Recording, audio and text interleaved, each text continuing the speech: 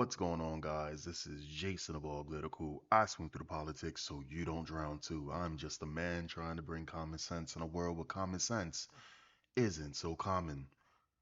There are times that I see stuff that I go over to go cover, and I have to say to myself, this ain't real.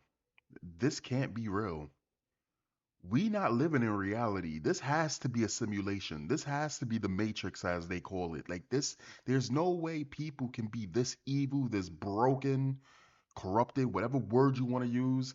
There's no way in hell people can be this tone deaf, be so narcissistic that shit like this can even exist. But here we are. Let's get into it. See, I'm here because I don't want to be here. I'm forced to be here to fight these charges.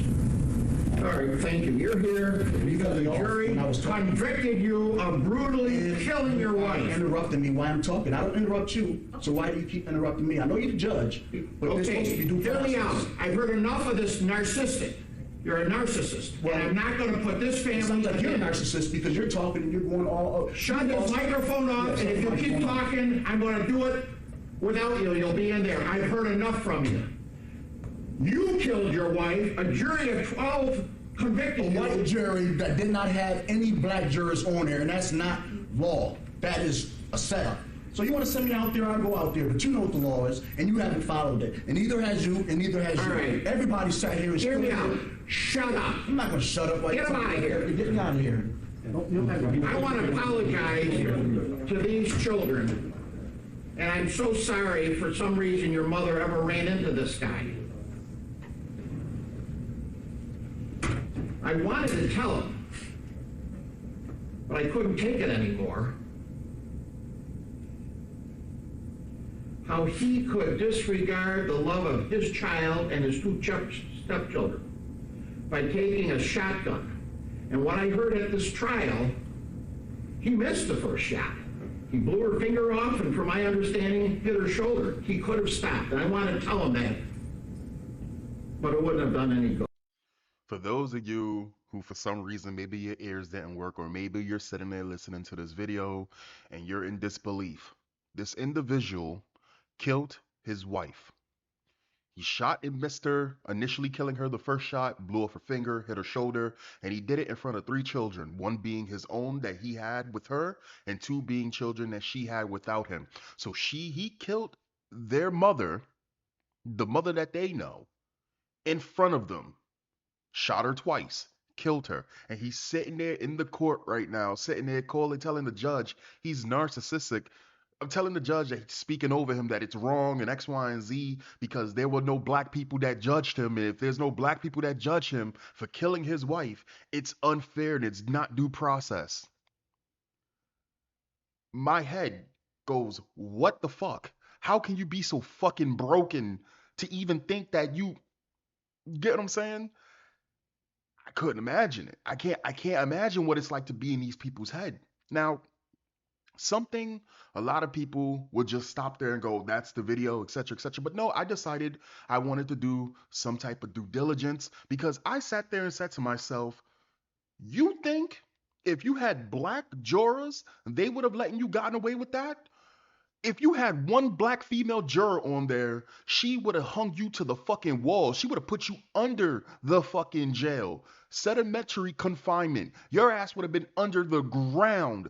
Are you kidding me? One thing you don't do is attack the hive. Now, for that to happen, that must mean that the wife had to have been white.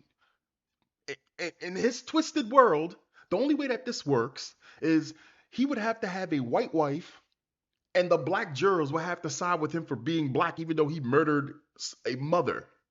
But here's the deal. Let's continue. Slain mom of three, Kiara, I think that's how you say it, Kiara Benefield told cops, I thought I was going to die just days before she was killed. Whoa. Oh, wow. Wow. That's him beating the shit out of her. I did not. Wow. Okay. Not gonna front. Didn't see that the first time I skimmed over it. I don't normally play videos. That's kind of crazy. The tragic mom of these three alleged executed by her estranged husband thought she was going to die during a savage caught on camera beatdown just days before she was killed. A police report reveals. Kiara Benefield, 30, gave Chickasaw police a now haunting play-by-play as she sought to press charges against her 45-year-old ex-con husband, Adam Benefield, over the September 28 attack in her home. I was screaming for help the whole time. Adam told me shut the fuck up and that he was going to kill me. She said in a horror statement to cops, I thought I was going to die. But the graphic description from the victim and horrifying video she posted on Facebook later that day as a cry for help were still not enough to get prosecutors to charge Adam Benefield with anything higher than misdemeanors. He was sequentially sprung from jail on no bail because of the low-level charges on October 4th, a day before he allegedly ambushed Kiara. I think it's Kiara as she took her kids to school and gunned her down. Benefield has been charged with second-degree murder in Kiara's death. So before anyone sits there and they say, "Oh, when it comes down to blacks, they always hit us with the heaviest charges. We don't ever get away. Not we don't ever get away, but when it comes down to certain things, some people deserve to be put the fuck away." Now, understand, I'm not gonna sit here and say I haven't seen my fair shares of situations where a guy probably gets a little loud, doesn't get violent, and a woman will sit there and do this man dirty to somehow get charges pressed up against them or some bullshit. Sure, I could understand that wiggle room as long as he hasn't shown violence or etc. or anything like that. Fine, but in a case where you actually have graphical evidence of him beating the shit out of this fucking woman and nothing gets done about it, and she has kids, is insane. That's not acceptable. That should not be a thing. I think that we really need to take things for exactly what the fuck they are. When a woman sits there and says that a man raped her, she needs to go all in. Are you sure you got proof? You believe in this? If you believe in this and this is not bullshit, we go all the way. Because if you're fucking lying, you should be the one to get the charges pressed against you. Let's stop the whole Me Too bullshit. Let's stop. Let's just have honesty. Let's have honesty from here on out. That's what I would love to see in this world. And when it comes down to shit like this, beating the shit out of a woman and it's being caught on camera, if that woman says she doesn't want to be anywhere around him and etc., and you don't do any fucking thing about it, it's crazy. Absolutely fucking crazy. In my head, it's fucking crazy. Anyway, following a brief court hearing related to the case against Anna Benefield on Wednesday, Supreme Court, Justice William Baller refused to give the Post a copy of the suspect's file. The clerk's office also wouldn't hand a copy over because they said the file was still with the judge, and the DA's office had earlier told Post any request for the criminal complaint needed to be filed with the court. Kiara's murder has sparked widespread outrage as critics lamented how Benefield, who has a prior conviction for kidnapping another ex at gunpoint. Again, these are criminals with a fucking paper trail, and you do nothing. That is insane. That is absolutely fucking insane. And it's not her fault for messing with him in the past or anything like this. Shit happens. The thing that always gets me is the way I see this shit. The way I see this shit, and this may seem wrong to some people. I don't understand why some people find actually dangerous individuals who have history of being dangerous as protectors. I don't get it. I just don't. In New York, judges can't weigh in the dangerousness of a perp in considering bail. I'm sorry. Um, he held another ex at gunpoint, was only charged with a slew of misdemeanors, which let him walk free on no bail. In New York, judges also can't weigh the dangerousness of a perp in considering bail, meaning his prior 2000 conviction, which he served 15 years, couldn't be taken into account. Fucking crazy. This is what I mean by we don't live in reality. This is a fucking simulation. And this is a simulation that has been running for too fucking long that the simulation is corrupted now. Now we're seeing all of the fucking cracks in the simulation and we can't fucking get out. That's what it feels like to me. In a harrowing October 3rd statement to the cops, Kiara recalled how the violence erupted after she returned home the morning after a friend's birthday party. Kiara says she confronted Benefit after learning he had whooped her daughter and then left her alone outside the home. What unfolded next was captured in the sick footage Kiara shared on Facebook. So again, you really think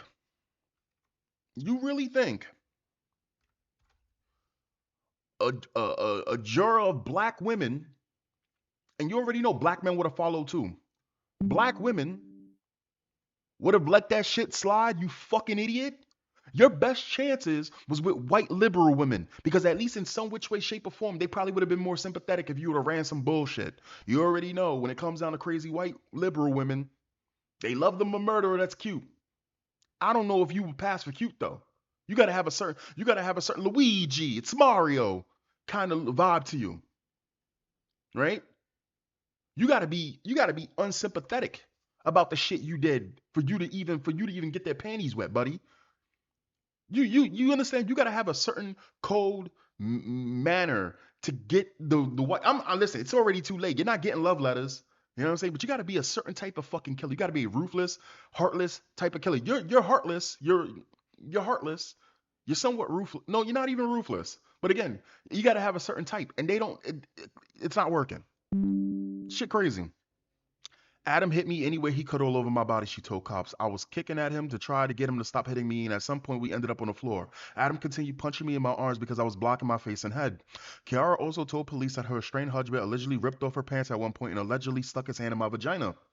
The terrified mom said she started screaming for Benefield's sister Rachel, who lives in an apartment upstairs. Adam answered the door for Rachel, and he told her that he was not done with me and that I was not going anywhere. Adam also told Rachel that I wasn't getting out of there alive, Kiara told cops. After her sister-in-law left to alert the police, Kiara said Benefield picked up a knife and started pacing. He then allegedly picked up multiple other knives and a box cutter. Start shooting these niggas. Crazy. I just said a word I don't even like. I hate that fuck. Start shooting these niggas. That's what you need to do. These ignorant, tribalistic, narrow-minded, dangerous, aggressive, loud, obnoxious motherfuckers that are net negative for society. Start killing them. You have children to protect. He's not a protector. He's a predator. He clearly, man, no. Uh-uh. Mm-mm. So she had nobody around her. She had nobody around her to stop this shit. He probably would have tried to kill them too. But if she had brothers, if she had brothers, if she had family around her, probably could have done something. I'm sorry, I'm just thinking of anything to make this story a little bit better because this is fucking tragic. I was talking to him at that point, trying to calm him down because I was fearful for my life. I thought I was gonna die. She told the police. By the time officers arrived, police told Benefield had barricaded himself in the bathroom and was self-harming with a box cutter. Cops obtained an arrest warrant for Benefield for harassment on the day of the incident. The charges weren't upgraded until Kiara showed them the surveillance video several days later. An order of protection was granted for Kiara during this arrangement in Chickatora Town Court on October 4, but it did little to protect her. Kiara donned a bulletproof vest the next morning to take her kids to school, and that is when cops said she was ambushed by Benefield, who rammed his car into hers and then shot her dead. In the aftermath, Erie County District Attorney John F. Flynn was adamant that no felony charges could have been filed against Benefield to prevent him from being released without bail. We don't fabricate evidence. We don't upgrade charges unethically when no evidence is not there. He insisted to reporters, despite the harrowing video evidence and the woman's own statements to police. The charges originally were misdemeanors. That's what the evidence was. There was zero evidence of anything higher than that. The charges were correctly charged, and then the judge again had no choice but to release him. But the shocking video warranted harsher charges. Flynn responded, absolutely not, absolutely not, absolutely not. Empathetically, 100% not. Could I be any more clearer? He added, the injuries and the evidence did not sustain hard charges. We can't charge on optics. The optics are bad. The optics are awful, but the evidence needs to be there to the victim to evaluate the crime. The evidence was not there. She was not injured at all. Well, now she's dead.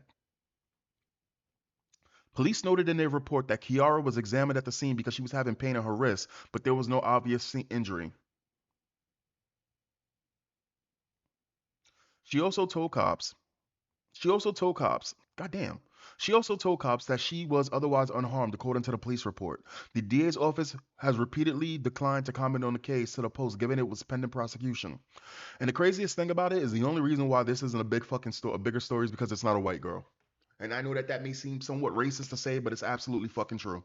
If this was a white girl who was murdered by a black man, everybody, this story would be much, much, much bigger. You would see a lot more racists out there sitting there saying it's Africans and blacks and we can't live along them. You know, the fake internet edgy edgelords would be saying that. This is fucking tragic. But again, to sit there and think that a juror of blacks or tethers would even sit there and entertain the idea of what you did, you're bugging.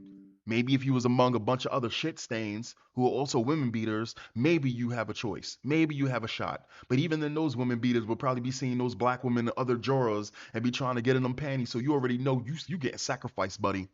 Anyway, that's the video. Catch you guys next time. Peace. お愛に君は気づいてないでしょお愛に君は気づいてないでしょにほー、わしかりちゃん